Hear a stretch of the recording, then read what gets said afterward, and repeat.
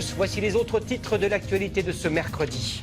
Comment dépenser moins en temps de crise? Vous verrez qu'il est possible d'économiser des centaines d'euros par an sur une complémentaire santé. Des communes proposent à leurs administrés de se regrouper pour obtenir des tarifs préférentiels. Les difficultés économiques qui poussent l'État à faire des choix, on vient de le voir à l'instant, les Français eux aussi essaient de dépenser mieux. Depuis le début de cette semaine, nous vous donnons quelques conseils. Ce soir, comment économiser des sommes substantielles sur sa complémentaire santé? Des retraités et des actifs même, fragilisés par la crise, qui renoncent parfois à souscrire à une complémentaire santé.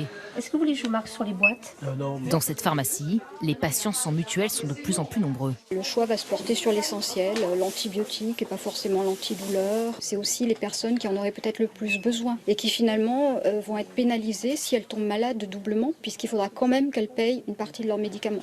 Ces mutuelles communales devraient donc se généraliser. Pour faire face à la demande, une association a vu le jour à Bordeaux. Son objectif, lutter contre les tarifs prohibitifs et conseiller les mairies dans leur choix de complémentaire santé. Depuis le mois de septembre, on a entre 3, 4, 5 mairies par jour qui nous sollicitent pour avoir des renseignements ou voir mettre en place une solution. Faute de moyens, près de 4,5 millions de Français ont dû renoncer à une mutuelle.